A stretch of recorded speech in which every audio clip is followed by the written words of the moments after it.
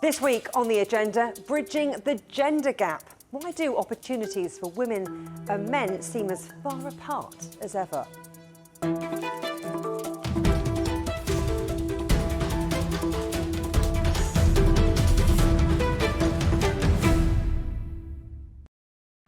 9 out of 10 people across the world are biased against women, according to the UN's latest Gender Social Norms Index. The alarming report also found half of people in 80 countries believe men make better political leaders, 40% believe men are better business executives, and a quarter believe it's justified for men to beat their wives. And it seems the drive towards gender equality is now in reverse. Joining me now from New York is Raquel Lagunas, the Global Director of Gender Equality at the UN Development Programme. Thanks for joining us to talk about this. I mean, it's shocking. Are we living in 2023 or 1923? This is really alarming. And what we have observed between the first release of that data 3 years ago, 4 years ago, and now there is no change, no noticeable change. So it's not just that the numbers are alarming, it's that the progress is very, very slow and even not noticeable. So yeah, we are facing a situation where we need to rethink as societies which kind of democracy or social contract are we looking for, where women are second citizens, third citizens. So yeah, it's very alarming. Let's talk about how this study was put together and what it really reveals. I mean, is it an accurate snapshot of social norms everywhere and across sectors? It's covering 85% of the population. We are using the Global Values Survey. So indicators are constructed, built based on surveys, perception surveys, and are pretty accurate. So the dimensions are 3 dimensions: the political, the physical integrity, and the economic dimension. So, and I would say are pretty accurate. And 85% of population is very representative. So if this bias against women is entrenched, the UN's aim of achieving gender equality by 2030 seems like a pipe dream, doesn't it? Yeah, but yes, but let's address the positive aspect of what we are saying in the report is also that social norms are not written in stone. It's very much up to us. It can change, and it already have been evolving, right? So there are different ways of addressing this problem. What really is something that we found out and is very interesting is that many times we make assumptions, like, for instance, if we invest in education, women will access to the labor market. It is proven that we made great progress in women's access into education, but the numbers, the statistics on women's access into the labor market, formal economy, are stacked for the last, 20 years. So this is helping all of us. It needs to help all of us and governments to realize that there is this component, this dimension of social norms, values, belief systems of societies that are influencing and shaping the access to, for instance, access to jobs, or are influencing the physical integrity of half of the population of countries. So it's a very relevant finding. So when we develop, for instance, governments develop labor policies, they need to include, yes, a component on social norms change. This is just an example. But something the UN is calling for is greater recognition for women's economic contributions to society, including unpaid work. I mean, how, though, is that going to make a difference? That's a very good question. It's one of my favorite ones, if you allow me. So for UNDP, for our organization, we are really making an effort to help countries to have what we call integrated care systems. It means that we combine extension of care systems or of daycare, so the women can have free time to access to training, to better education, to access to the labor market, combined with interventions that ensure the redistribution of care, right? Like paternity leaves. It is proven that paternity leaves are big drivers of cultural change and big drivers of this redistribution of the care work. So as far as you have this connection between the policies with the norms change, you can move the needle, you can move the agenda. If you have more women who can access to the labor market, you promote economic empowerment, right? You promote women access into even decision-making positions. It's a kind of interconnected positive consequences.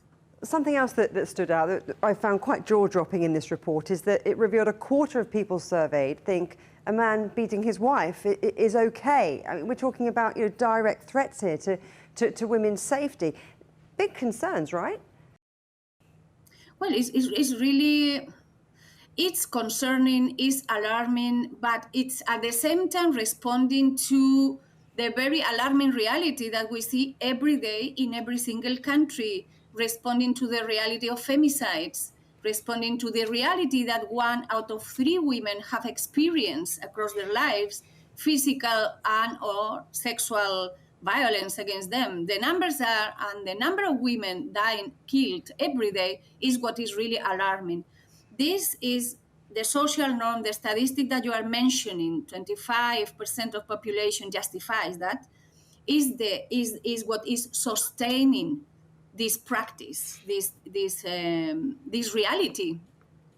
So is it improbable or impossible to achieve gender equality? If not by 2030, then even in our lifetimes? It is possible, it should be possible.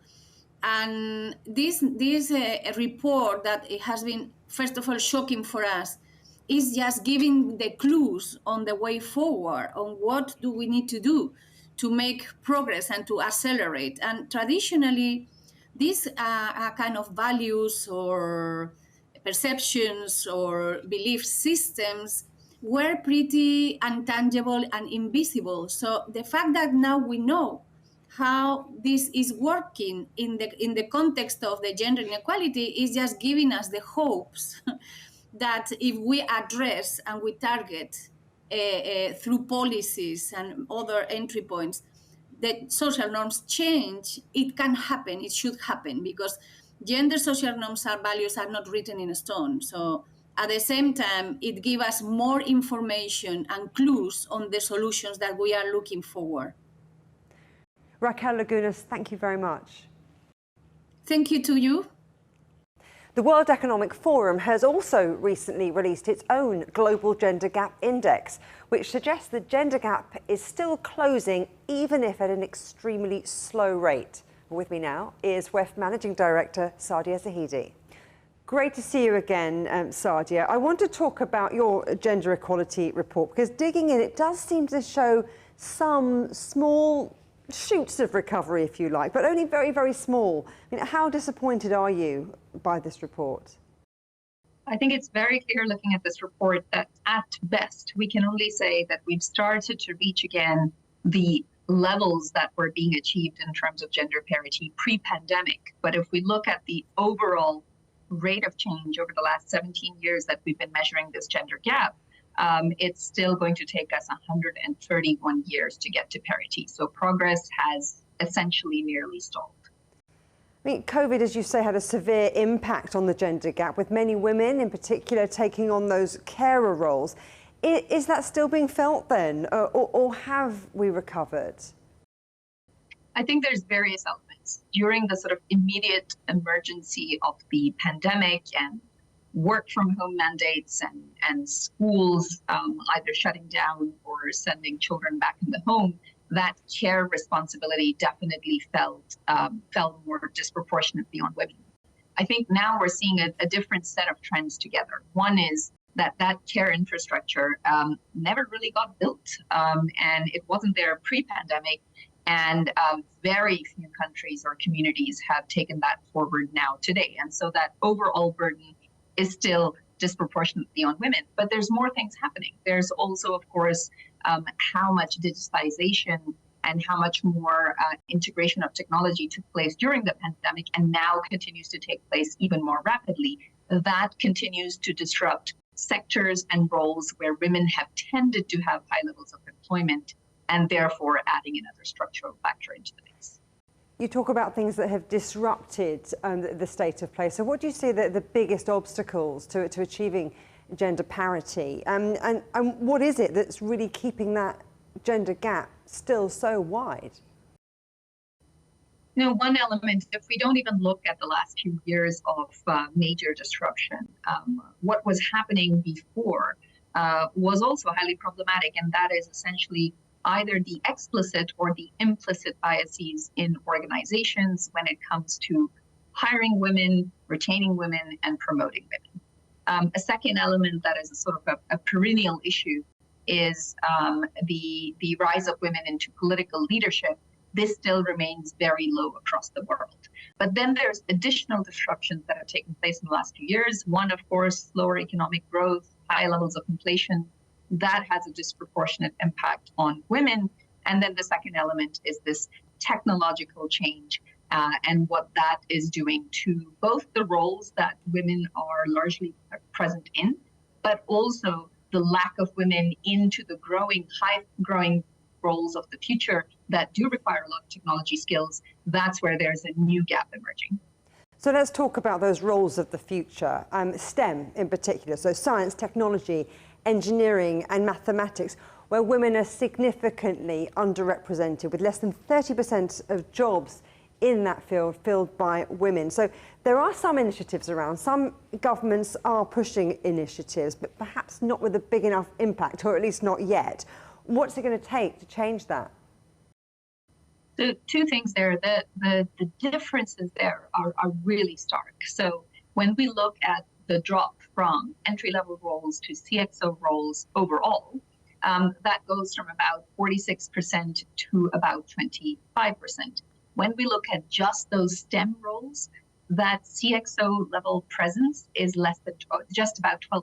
So less than half of that 25%. So we're talking about very, very stark differences, which means, one, there has to be a much greater focus on getting girls into STEM education in high school, having more women graduate from colleges and universities with STEM degrees, and ensuring that upskilling and reskilling efforts, which are widely underway, are actually focusing on getting more technology literacy skills, AI and big data skills to women that are already in the workforce. These three things are going to be critical. And then, of course, the employers in these roles or for these roles have to change what they are doing to ensure that they're providing environments and hiring and retention processes that get more women into those workplaces.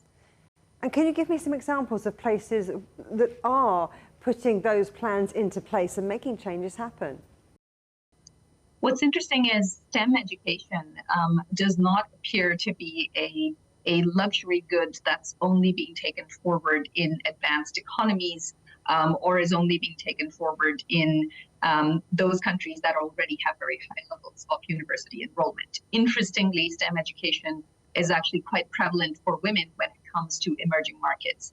But there are essentially no shining examples around the world of countries that are integrating more women into those STEM or technology roles. Some industries are better than others. So, for example, across the health industry or across the education industry, which already tend to be fairly large employers of women, that is where the roles that relate to technology within those industries also then tend to employ more women. But the converse is also true.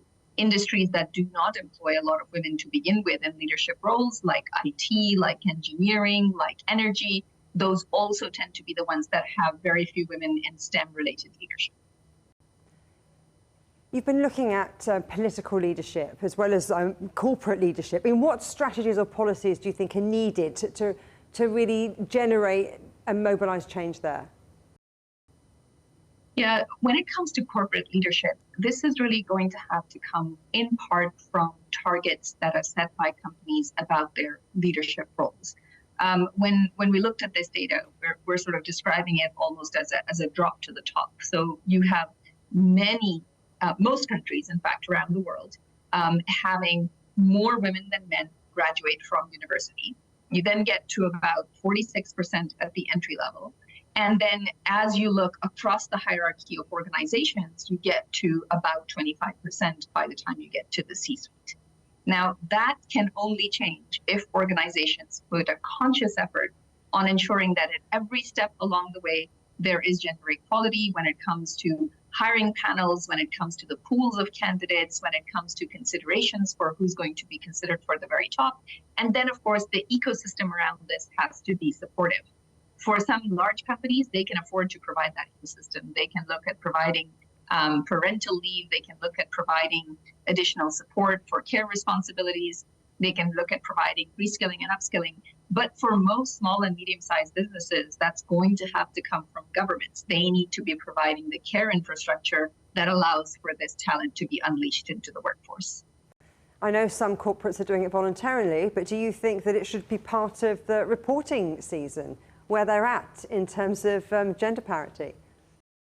So some economies, in some cases for over a decade, and in Europe and the UK, there are quotas, for example, related to corporate boards. There's also increasingly, when it comes to the S of ESG reporting, there is a focus on gender equality. In some countries, and environment's mandatory, in other cases not. So there is starting to be much greater consciousness.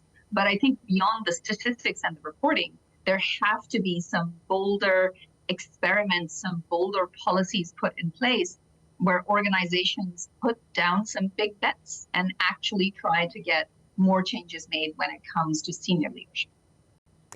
And in terms of countries that maybe have it embedded in their culture in a different way to others, you know, your report notes that the Scandinavian countries, so Iceland, Norway, Finland, as well as New Zealand, they're the most gender equal countries.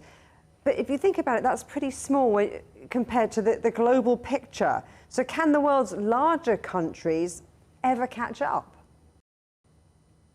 So these economies, in part because they are small countries, have tended to put a premium on their human capital. They need everybody in their workforce to be contributing to the various growth and ideas and innovation and responsibilities in their economies, and therefore they have a longer history of valuing the integration of women into the workforce. They have a longer history of building the kind of care infrastructure that allows parents to balance work and family. Yet when it comes to the largest influence across global supply chains, the largest sort of repercussions in terms of role models and image, it's true that the largest economies in the world are the ones that can, one, affect their own very large populations, but two, also set an example for others. So greater leadership from countries like the United States, like China, like Brazil, like India, that is going to be important as well. But I think looking at some of these examples of countries that may be smaller, but have made very rapid changes is also interesting. And countries that have done so, or at least have shown really rapid progress in the last few years of the 17 years that we've been measuring this gender gap, include, for example, the United Arab Emirates, that continues to climb up in the rankings. I wonder if you worry with all of the other things going on in the world, you know, economic meltdown, conflict, climate crisis, is this issue of gender equality getting pushed too far countries' and companies' list of priorities? So it has been pushed further down on the global agenda. And at the same time, this is exactly the moment when it should be much higher up on the global agenda, because all of these challenges that you just referred to, we're not going to solve them without diversity of thought, without having the full power of human capital and human ingenuity being put into solving these challenges. And we know that teams that are more diverse make better decisions. We know that companies that are more diverse tend to perform better in stock markets. We know that countries that are more gender equal also tend to be more competitive, more innovative, more productive, more stable societies. So if we want to have a shot at solving some of these challenges faster rather than slower, then actually women have to be much more present than they currently are in positions of leadership and being able to make a dent on some of these crises. So this is actually the moment to invest even more in gender equality and ensure that we're accelerating progress on this agenda rather than decelerating as currently happening. Saadia Zahidi, always great to talk to you. Thank you. Thank you. Still to come here on the agenda, leading the way. We'll hear how one Chinese company is proving a female-forward approach is the key to a successful business.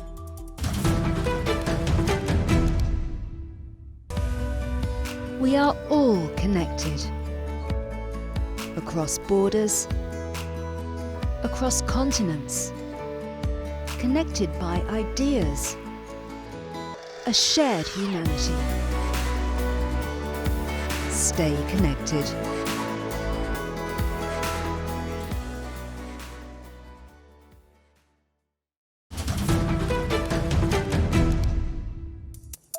Welcome back to the agenda. We've heard the alarming statistics from the UN and the World Economic Forum, but there are some companies that have made sure that female representation is at the very heart of their businesses. In the travel sector, Chinese company Trip.com is leading the way, and I'm joined now by CEO Jane Sun. Jane, your business is growing, but so too is your gender balance. Trip.com Group leads the travel industry in female representation. You've got 50% plus female employees and women in almost half of all leadership positions. So what are you doing that others aren't?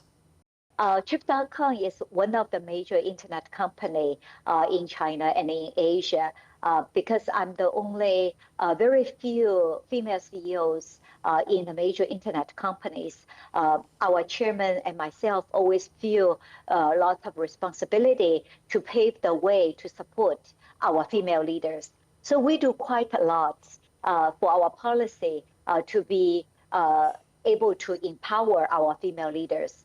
For example, when a female is pregnant, we offer free taxi to bring them to work and take them home. When the baby is born, we give them 800 as a gift, 3,000 as education fee.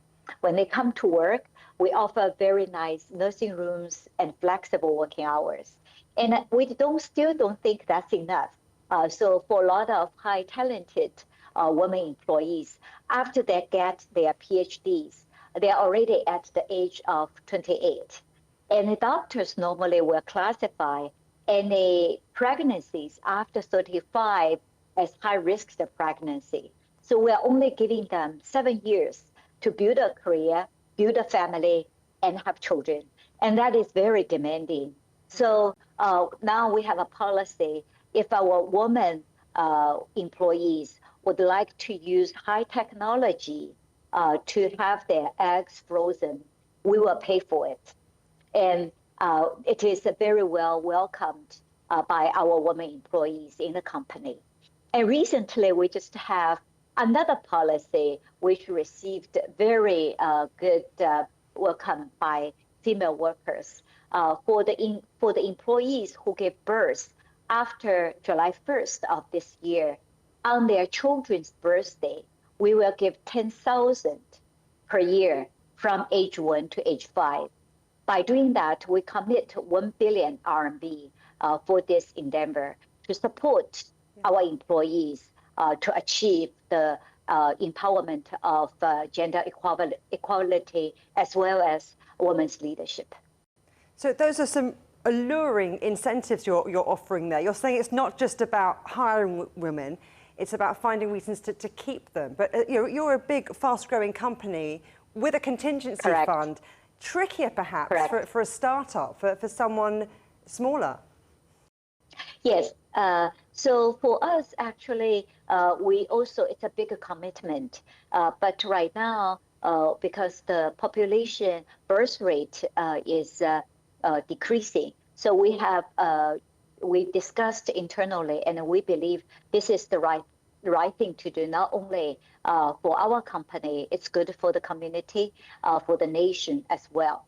So what do you make then of these recent reports from the United Nations, from the World Economic Forum, showing that 90% of the world is still biased against women? Why do you think that is?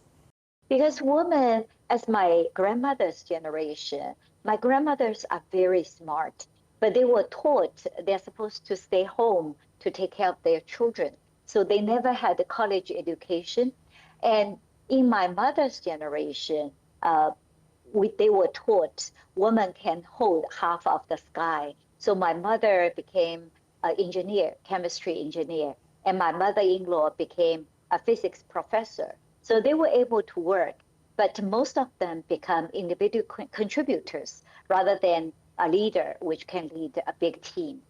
And in my generation, fortunately, we are able to have an opportunity to work just as our peers, as the male counterparts. However, we still have a lot of hurdles to overcome because right now, women is considered not only need to be very successful in career, they also need to raise children very successfully, bring a family very successfully, and the standard to evaluate women and men sometimes are not very equal. So I always tell our employees, we need to be prepared to invest twice as much efforts as our other counterparts. But the good thing is we also get two sets of the harvest. One is from our career, one is from our families.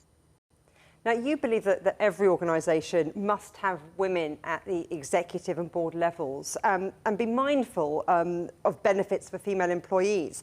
That's what your business Correct. is doing. But are others in the industry taking note? Are others also working to create that more level playing field? Yeah, I think it's important to do the right thing. Our company definitely has lots of creative policies which supports women leaders and women employees. And as a result, more than 50% of our workforce are women. More than 40% of the middle managers are women. And more than 1/3 of the executives are women. And for that, we're very proud of our workforce. And I'm sure many more companies will consider and start to do the right thing for their women employees as well. Where do you think that real impetus for change is going to come from? Is it going to be top down? Is it going to be bottom up? You know, entrepreneurs like you, big business, the next generation of workers, governments, or is it going to need to be a combination of all of those things? Yeah, I think it takes the whole world to put concerted efforts to promote women's leadership.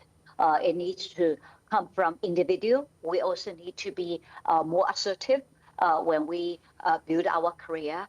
We also need to encourage our kids to be braver. At the community level, we also need to build a social network to support our women workers. In the company level, companies need to have progressive policy to support their women employees. At the government level, they also need to put together supporting infrastructure to do that. At UN level, at global level, we also need to see a global concerted efforts to support women around the world. Jameson, you're a trailblazer. It's been a pleasure talking to you. Thank you. Thank you so much for having me. You can watch every episode of The Agenda in full on CGTN Europe's YouTube channel. And for exclusive extra content from me, my guests and the rest of the team, don't forget to check out The Agenda Show on TikTok. Coming up soon on The Agenda, the future of Hong Kong. We speak to Christopher Hui, the Secretary for Financial Services and the Treasury. But for now, from me, Juliet Mann, and from all the Agenda team here in London, goodbye.